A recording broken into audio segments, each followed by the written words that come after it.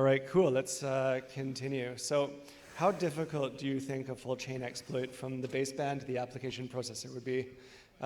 We have Guy here today who's giving us an extension of some cool research that he presented last year at Syscan 360.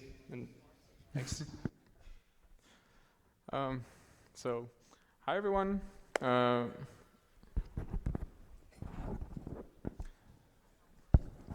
everyone. My name is Guy. I'm basically going to talk to you about baseband hacking today, and this is the second part of my talk, of which I gave the previous part in Syscan 360 last year. So just a few words about myself. I'm independent. I'm doing low-level research for the past couple of years. I'm doing Infineon for around 1 year right now, and I really like coffee. So just a few words before we actually dive into VR in baseband itself. Let's just do a small recap, just to get a better understanding and being on the same page together. So when we actually talk about baseband, we're actually talking about that small processor that you guys have in your cell phone, either in your cell phone or in your car or in your connected device, that basically that thing that. Sorry, I'm really nervous. I'm a very shy person, so it takes me a couple of seconds just to wrap up and basically get it.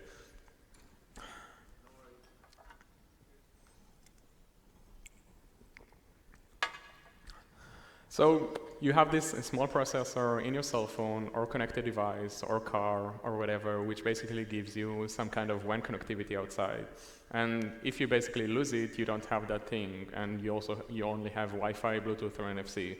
So if we take this picture from the iPhone 7, so that yellowish thing or orange thing on the top under the A10 would be the baseband. And this is the main chip that I was actually working on, and I still continue working on for the past more than 1 year or so. And if we actually look at the market cap of baseband, we basically see around 6 major companies doing that, and that would be Qualcomm, Samsung, Intel, Huawei, Unisoc, and MediaTek. And right now, Qualcomm is probably the largest company doing that, and probably the major company doing basebands, or at least the one manufacturing for cell phones. But when I actually started doing this research, my main question was basically to answer how hard would it be to get a full chain directly from the baseband to the application processor compared to the one that you would actually do from WebKit to the kernel over there on iOS. Back then, basically, iPhone basically worked with Intel or Infineon exclusively, so Infineon was a really good target rather than working on the QDSP, just like Dimitrios spoke yesterday. So reversing ARM seemed much easier rather than reversing QDSP, so it seems like a nice target to start looking at it. So just a few things about my previous presentation, what I did, where I failed, and lots of failures, and lots of successes. So I actually managed to map the baseband from 0 to hero, basically understanding what kind of operating system is running over there, what kind of tasks, what kind of protocol stacks, and what kind of statically linked libraries. I wrote a few fuzzers that can actually interact between the baseband and iOS or Android. And since I was a telecom noob, and I guess I'm still telecom noob, I've understood telecom a bit better, since this is a completely different animal rather than the regular TCP/IP world that we're actually working on. And since this is actual research, so I failed quite a lot, and since I've been doing a lot of fuzzing on the device itself, I actually managed to burn one device. I got ripped off in $500 by some crackhead on eBay, and since this is actual research, I got really frustrated doing that.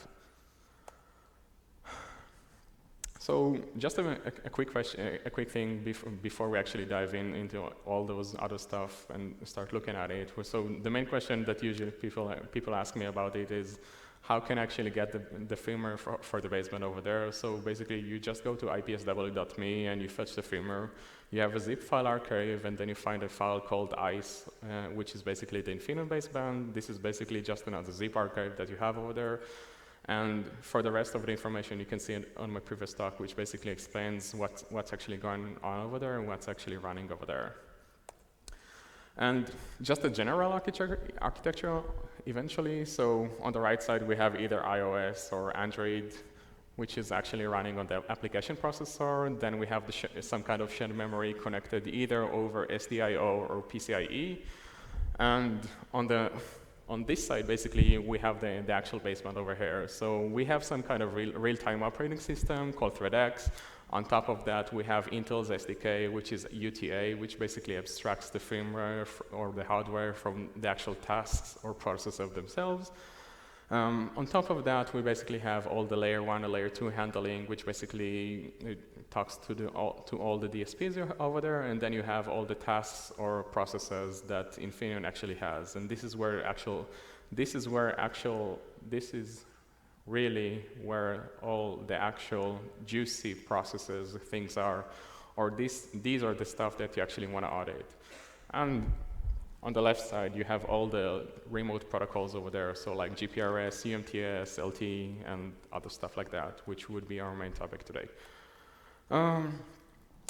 So our main goal would be basically just remotely attacking the Infineon baseband, getting some kind of code execution, and then jumping back to the AP itself. I'll be mainly discussing about the whole process of getting code execution on the Infineon baseband itself, and jumping is something else. And if we divide this kind of attack vector, we could basically divide it into two main attack vectors. The one that we'll actually talk about would be like a rook base station. So it basically means you have to be pretty close to the target. You get the target to roam into your own network, and during that roaming and during that registration, the target would register to your own network. You'd find some kind of vulnerability over there, and then you get code execution and you jump off to the AP.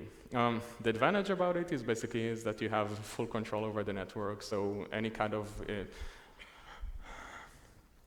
so the advantage about this kind of thing is that you have full control over the network and full control over the whole layout they're trying to give over there. The disadvantage about it is that you have to make the target actually roam into your own network, which sometimes is not that trivial, and with LTE and 5G coming up, it becomes even harder. The other attack surface over there is basically like a fully remote one or a core network one, which basically means finding some kind of protocol that the baseband has over there which gets rendered automatically. This wouldn't be like some kind of network registration vector or anything like it. It would be something like an SMS or an SS or something similar. Find some kind of parsing issue, use after fear type confusion, and then get a code execution and jump off to the AP. The advantage about this kind of thing is that it can be done fully remote, and it's pretty good, but the attack surface over there is pretty hard and it's pretty small, so it's not that trivial to do it. And this is where I actually started understanding what's going on over there. So when I actually started doing this research, I actually did most of the stuff on iOS over there, but as my research actually grew up and became bigger and bigger, I basically understood that this research actually applies to any Infineon baseband running over there. So basically, any iOS or Android or anything similar like it would be probably applicable for that. And any framework that is basically running Infineon ones basically share a lot of code over there, and most of the stuff that they were actually sharing would be the remote protocols over there. This basically means that any protocol or any parser on GPRS, LTE, UMTS was basically identical between the iOS and the Android side. So this was basically my goal in understanding over there, what's going on over there, and trying to find something over there. So ideally, what we want to do is basically we would like to start mapping all the remote protocols which we have over there. We'll pick some kind of protocol, and then we'll try to find something over there. When I actually started doing that, I didn't really know a lot about telecom or much at all. So I was basically doing a lot of reverse engineering. I was skimming a lot of things. I actually looked at it, and I found a lot of problems over there, but I didn't really understand what's actually going on over there. And I didn't really understand what kind of context it's running over there. So I was looking at reverse engineering. I was looking at assembly or C code over there, and I was like, okay, so I have no idea what's the actual context over there, but it sounds pretty interesting, and it looks like it has lots of mistakes over there, so I should probably take a look, even dig deeper. And the thing that I actually found over there was basically a shitload of auto-generated code. It means that Infineon basically most of their handlers were basically auto-generated by other guys or some kind of compiler or something similar. And this basically led me to understand that it could be much more error prone than I actually thought. So basically, in order to better understand what kind of context I'm actually looking at, I basically started reverse engineering the boot process of Infineon again. And what I actually found was basically that there is some structure called boot entity, and it gets initialized just after Infineon finishes doing the boot process over there. And that boot entity eventually contains all the logic or all the entry points for every remote protocol over there. So if your basement basically supports for GPRS, UMTS, LTE, or anything like it, it would have an entry over there. And if we look at it over there, we basically have PSI_RAM_bin, which is basically the original bootloader over there, which flows the sys_sw.elf, which is the Infineon mains binary over there. This binary basically does all the board bring up over there, and it creates one task called bootman. Bootman basically does the core initialization because Infineon is dual core, and once you finish that, it spawns one thread called CPS stack. CPS basically stands for Cellular Protocol Stack, and Cellular Protocol Stacks basically just iterates all over those boot entities doing that. And this is basically how it looks. You basically have the initial function, which for initializing the CPS stack, which basically initializes GPRS, LTE, UMTS, and everything else. It's a pretty easy struct to look at, and you can basically see the text over there and to better understand it. And if you look at the initialization function, you pretty much see that it's pretty easy to spot this one. So once I understood that, I basically saw, okay, I have a huge structure of array over there that contains all the stacks over there, so I can basically just start reverse engineering them and get better understanding. So after doing that, I basically started reversing lots of code over there. I mainly focused on LTE, UMTS, and GPRS, but as I actually progressed over there, I basically understood that I have almost zero chance in actually finding something if I wouldn't really understand what those protocols are. I mean, how does a cell phone actually get a phone call, or how does a cell phone actually get an SMS, or what happens when a cell phone goes on to get some internet, gets on to get some internet connection?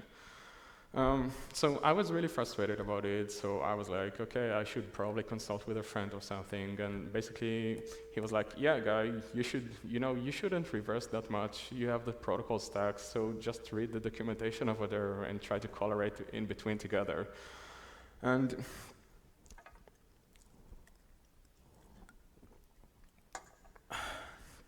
And my original answer to him was like, okay, what the fuck? Why should I read documentation? I mean, I really like reverse engineering. I should really just continue reversing until I actually understand that. But I was really wrong about it, and eventually just reading the docs and correlating between them was the actual solution. The problem with that was that because you have so many specs and you have so many protocols, so you feel kind of lost about it, because every option you have over there, if you want to look at GPRS, UMTS, ETWS, SMS, SS, and probably a lot of other acronyms, there would be documentation for that. But actually finding and correlating and finding a real solution or a real focus for that is not that trivial. And during that time, I actually felt really lost about it, because I had a lot of data which I reversed, and I had a lot of documentation on the other side, but I wasn't really able to find the correlation between them, and I felt really lost. So eventually what I did, I got to protocol stacks, and I was like, okay, LTE is pretty new at the time, and GPRS pretty old, so the legacy code is good. It probably has lots of bugs over there, and LTE is pretty new, so new code means more bugs, new bug classes and stuff like that. I should actually focus on both of them. And eventually, I mean, looking back, it was kind of a mistake looking at it, because most of the initialization paths over there were quite identical, but eventually I did manage to find a few things, so it was all right. So if we actually dig deeper, we have on the one side, we have basically a shitload of reverse engineered data, and then we have the specs over there. And the real idea is basically getting all the data from the reverse engineer code, from the binary code over there, and correlate it between the specs. And the specs actually mention something called OTA messages or over-the-air messages. And these messages basically state what kind of operations either your base station, your core network, or your cell phone wants to do. So for example, if your cell phone wants to get an SMS, start a call, go online, or whatever, it will probably send an OTA message either from the base station or from the cell phone itself. And this was basically the ground point or the break-even point where I actually finally started understanding what kind of binary code it is and what's actually going on over there. And it was pretty nice to look at it. And sorry. And inside those kind of stuff, I mean, when you look at it, you basically see that the specs are actually mentioned for the fields that are inside those OTA messages. They basically mention something called information elements or IEs.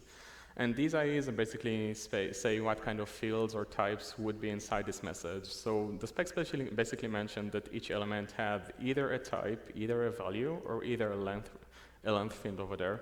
And they basically mention that each of them could be either mandatory or optional. Obviously, I picked looking at the optional fields because I thought there would be more error prone over there. And you can basically combine them like having a message that would have TLV, like type, length, value, and obviously you could add some kind of type confusions or similar stuff like that. Sorry.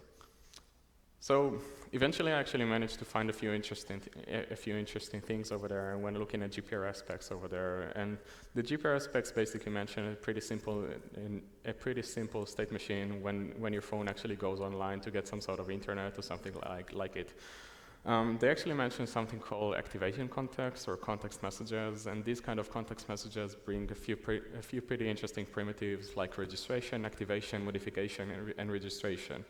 And if you guys find it pretty interesting or weird, this would be like allocation, deallocation, free, and another allocation option. So I found those kind of stuff, and I basically started looking at it, hoping to find some kind of interesting optional value or some kind of variable length value. And while looking back at those kind of stuff, I was like, okay, so I'll find a variable length message, and then I'll try to corrupt it in some way, instead of actually looking for some deep bugs that would be more like state machine dependent or deep architectural bugs. And when I look back at it, I mean, this strategy is pretty shallow, but it actually worked. But I mean, a year passed since then, and things have pretty changed since then. So I wouldn't assume that this strategy would actually continue working, but it was nice looking at it from that. So eventually, I actually found a few candidates that actually give this kind of messages. So I found a few variable length messages that there were over there, and I could basically shape my layout using some kind of registration context. So it basically meant that I could it basically meant that I could actually control the allocations by sending either request, accept, modify, or reject messages to the cell phone, and then I could basically shape my layout using that.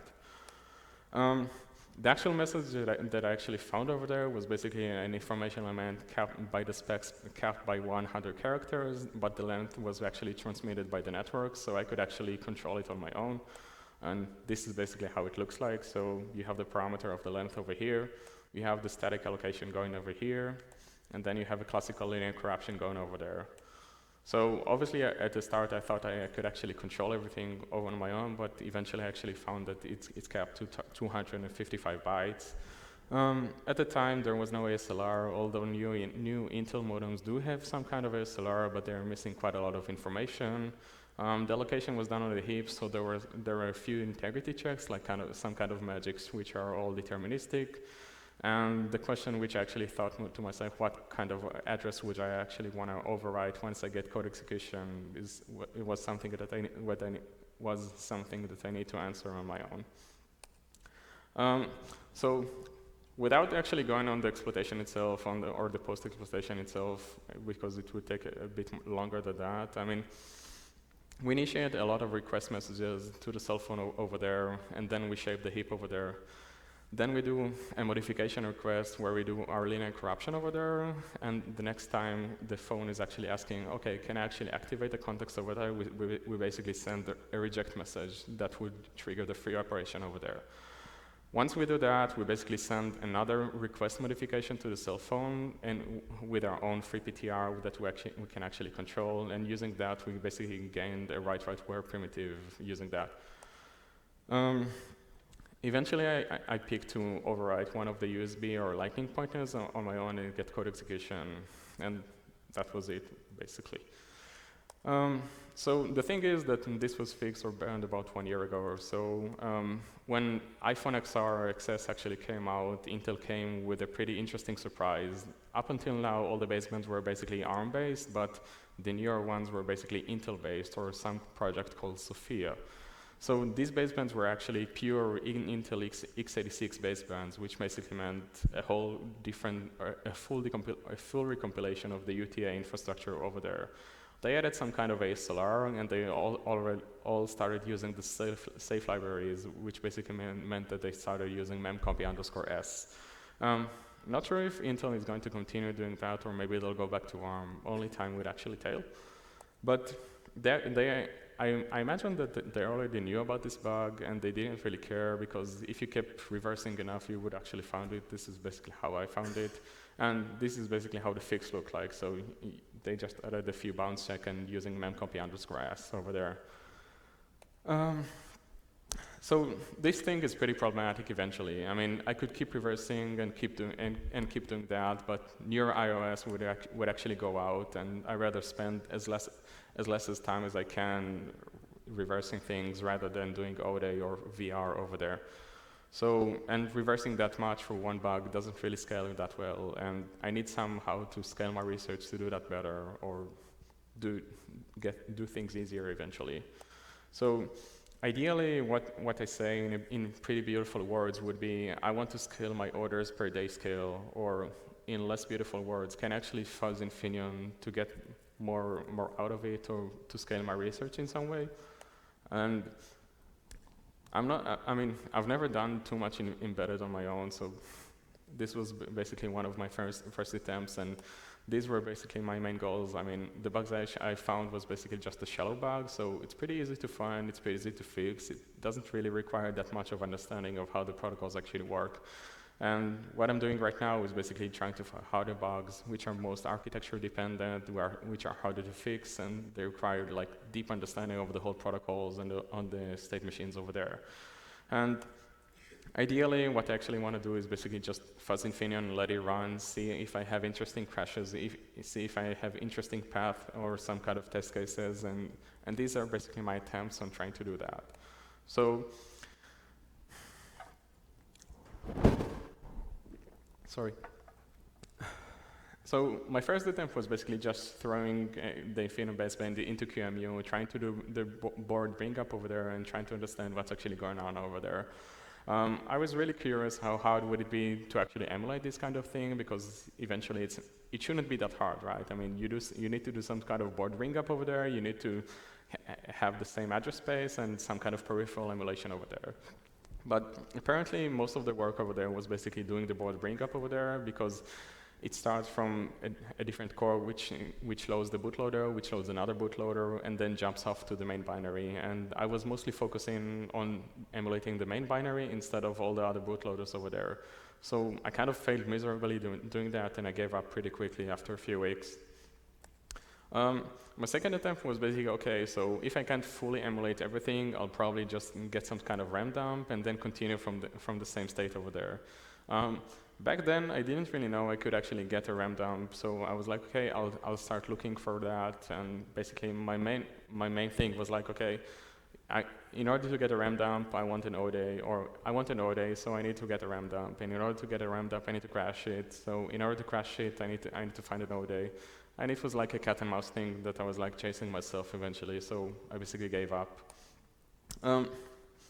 So the third attempt was basically the most successful one eventually, because I was like, okay, so I can't emulate everything, I can't continue from a specific state, but Everything that I'm basically auditing right now is basically just parsing data from one place to another. So these state machines are pretty small, around 400 to 3K functions. So theoretically, I can basically take all those functions and just glue them together and in my own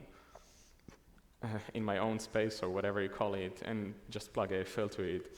And it actually worked. I mean, I did a lot of reversing and lots of type inference over there, so I had most of those things ready. I wrote some DFS algorithm which iterates from the entry point of some protocol stack over there, generates one huge C file. I added a lot of malloc, queues, interrupts, and stuff like that. And then I basically recompiled everything, put everything into QEMU, and it worked. I was really amazed about it because I didn't really think it would actually work. So here's kind of a demo of it, which I hope it will happen. So this is just one of the protocol stacks. Oh, fuck.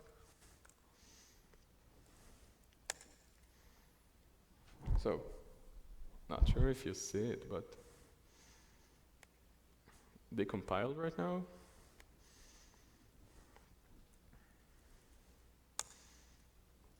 Just a few more like replaces and some header files. And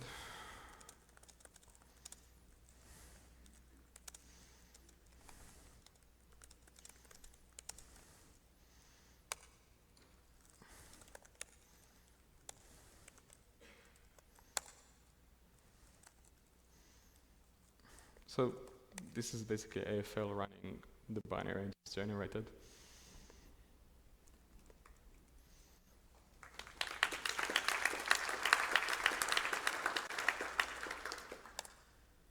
Symbols.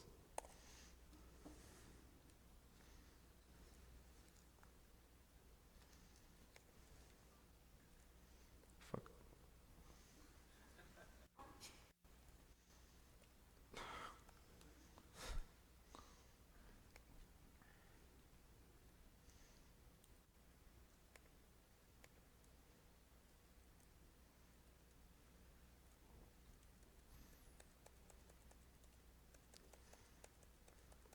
Oh, shit.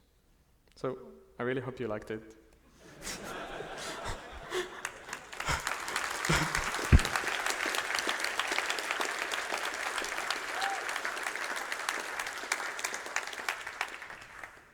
Any questions?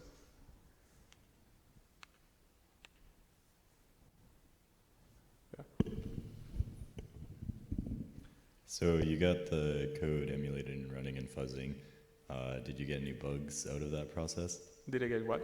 Any bugs? Did you find any bugs once you So had it? I got like 1K crashes or so up until now, and I need to track it. But yeah. Nice. I mean, my main goal is now trying to make it faster because I'm only getting 1K execution per second, so I want to make it faster. Thanks. Sure. How do you deal with the states that the firmware is in? So if it is like already connected to a base station or not, and so on? So so what I did was basically emulating a few parts over there. I'm emulating some kind of small SIM card which basically says, okay, this is already connected to GPRS, or this is already connected to another network. So it's already there in some kind of function which basically tells him, okay, this is the context you want to look at. Does it answer it or not? I mean, okay, so what specifically? I mean, you might have very different states. yeah, you're right. You're right. It's not that simple, right? It's very fragile. You mentioned that the newest 5G version is all open source. Have you looked to see whether the protocol implementations in the open source version are the same as in the version that you're looking at? Open source, sorry? Didn't you say that the new x86 baseband has an entirely open source, or No, did I misunderstand? No, I wish. I mean, basically Intel have a lot of shared code in their SDK over there, so most of the libc library is open sourced over there, so you can generate Flitch signatures or just diff it on your own to get better coverage. So,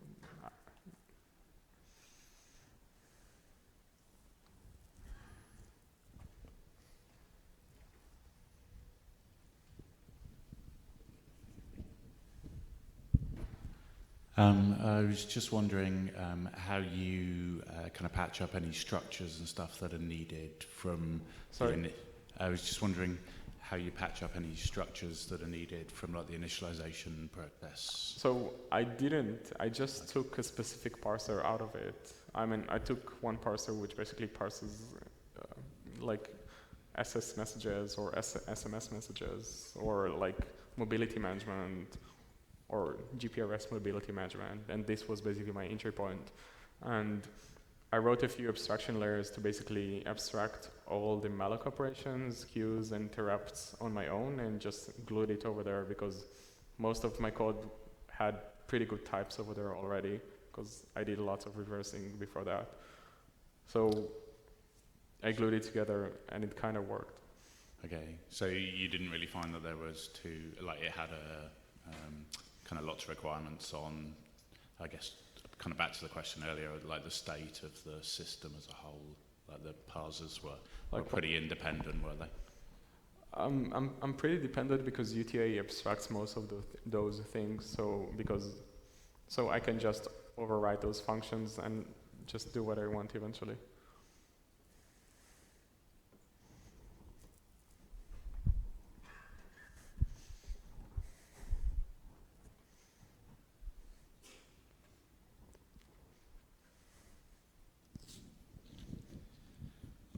Have you started putting together something to attempt your exploits on, well, test exploits you find on the real hardware, like communicate with the baseband through radio? This one. This thing that I showed.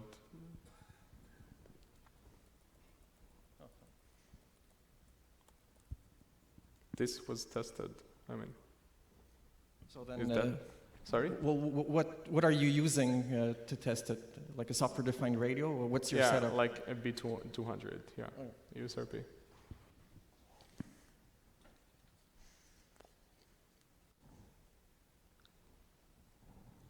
No more questions? All right. Thank you. Thanks.